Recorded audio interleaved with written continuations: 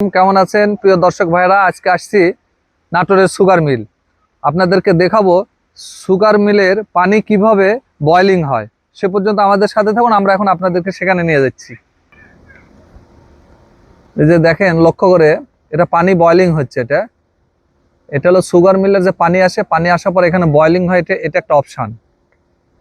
এই যে এখানে প্রচুর ঝর্ণার মতন পানিগুলান পড়তেছে। এখানে চতুর্দিক থেকে ঘুরে ঘুরে ঘুরে ঘুরে দেখেন, লক্ষ্য করে। হ্যাঁ, একদম। হ্যাঁ, এই পানিগুলো এখন বয়লিং হচ্ছে পুরাটা। হ্যাঁ, এই পানি সুগার মিলের এটা পিছন সাইডের অংশ থেকে আমরা এটা ভিডিওটা ধারণ করলাম। সুগার মিলের পিছন সাইডের অংশটা ভিডিও ধারণ করা হয়েছে। হ্যাঁ, এখন চিনি বাহির হচ্ছে। চিনি যখন বাহির হয় ঠিক সেই সময় এই পানি দিয়ে ওয়াশ হয় এটা। তার একটা দৃশ্য এটা। এটা সব সময়ের জন্য এটা হয় না, সব সময় তার চিনি বাহির হয় না। ঠিক ওই সময়টা আমরা এখন ভিডিওটা আপনাদেরকে ধারণ করলাম। এটা হলো সুগার মিলের পিছনের একটা অংশ। যখন চিনি বাহির হয় ঠিক সেই সময় এই পানিটা বয়লিং হয়, এটা ওয়াশ হয়ে যাচ্ছে এখান থেকে পানির মাধ্যমে। দেন লক্ষ্য করে যে উপরের যে পানির ছিটা উঠতেছে এবং নিচে যে হাউস আছে, এই যে হাউসে পানিগুলো বরবর বরবর করে পড়তেছে। এটা খুবই একটা দৃষ্টিনন্দন একটা জায়গা। আর এই যে ওই সাইড থেকে ধোঁয়া বাড়াচ্ছে, এটা সুগার মিলের যে অংশটা, লক্ষ্য করে দেখেন। ওই যে ধোঁয়া আসতেছে সুগার মিল থেকে, ব্যাপক ধোঁয়া বাড়াচ্ছে সুগার মিলের যে ধোঁয়া এটা। আর এটা হলো পানির ঝর্ণা। এইভাবেই চিনি তৈরি হয়। ভিতরের প্রসেসটা আপনাদেরকে দেখাবো, এটা বাইরের প্রসেস। যদিও ওখানে ভিতরে একেবারে নিকটে যাওয়া যায় না, প্রচুর হিট পানিতে, প্রচুর। দেখেন ভাব উঠতেছে, লক্ষ্য করে দেখুন, ভাব উঠতেছে। এই যে ভাব উঠতেছে পানিগুলো একদম। এগুলান দিয়ে পানি, এখানে সব মেশিন সেট করা আছে। প্রচুর এরিয়া, প্রায় ধরে নেন যে এখানে প্রায় 2 থেকে 3 বিঘা জায়গার উপরে পানিগুলান পড়তেছে। এটা হাউস। এই পানিগুলান রিসাইকেলিং করা হচ্ছে এখানে। পানি প্রচুর তাপ এবং গরম এই পানিগুলো। এখন চিনি বাহির হচ্ছে। চিনি বাহির হওয়ার সময় এই এই কার্যক্রমগুলো করা হয়। এটাই হলো চিনির আসল পদ্ধতি। আপনারা লক্ষ্য করে দেখেন।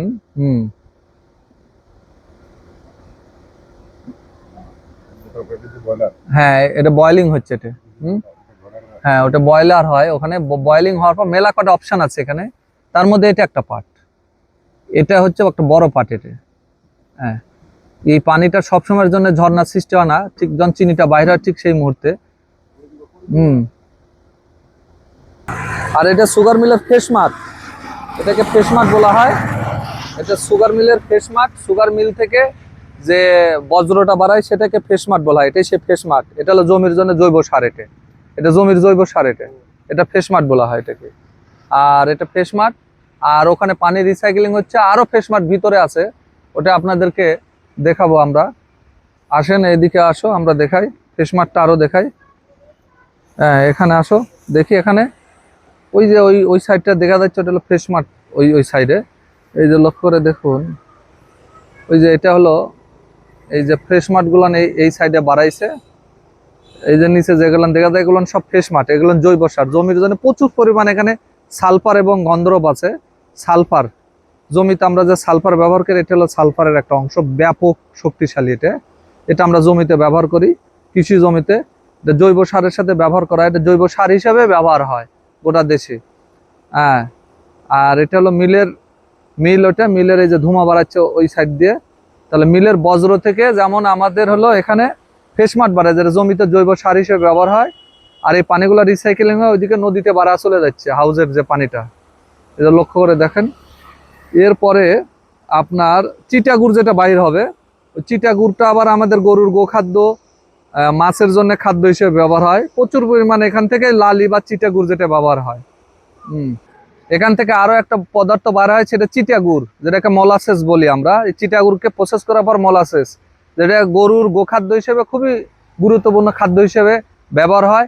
যে গরুগুলো পানি খায় না, তার জন্য খুবই উপকার, হজমের জন্য উপকার। এর মধ্যে অনেক উপাদান আছে। এবং পুকুরে বিশেষ করে অ্যামোনিয়া গ্যাস কন্ট্রোল হয়, পানির পিএইচ কন্ট্রোল করে। ব্যাকটেরিয়ার খাদ্য হিসেবে আমরা পুকুরে ব্যবহার করি সেই চিটাগুড় বা মোলাসেস যাকে বলা হয়।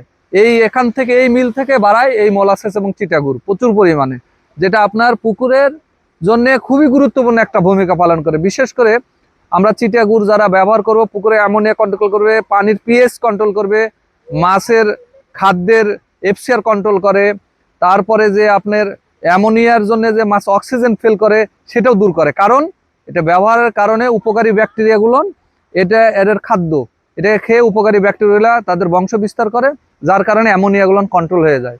এই চিটাগুড়ের এখান থেকে বড় একটা সোর্স আমাদের এই সুগার মিল থেকে, বড় সোর্স। এখান থেকে আমরা আস্তে চিনি পাই আমরা, তারপরে যেটা চিটাগুড় বলা হয় সেই চিটাগুড়টা আসে গরুর গোখাদ্যের জন্য। আবার এখান থেকে ফেস মাট আসে যেটা জমির উর্বরতা শক্তি বৃদ্ধি করে। তো আপনারা আমাদের এই মোলাসেস এবং চিটাগুড়ের ব্যবহার সম্বন্ধে আপনাদেরকে আরেকটা এপিসোড আমরা দেখাইছি।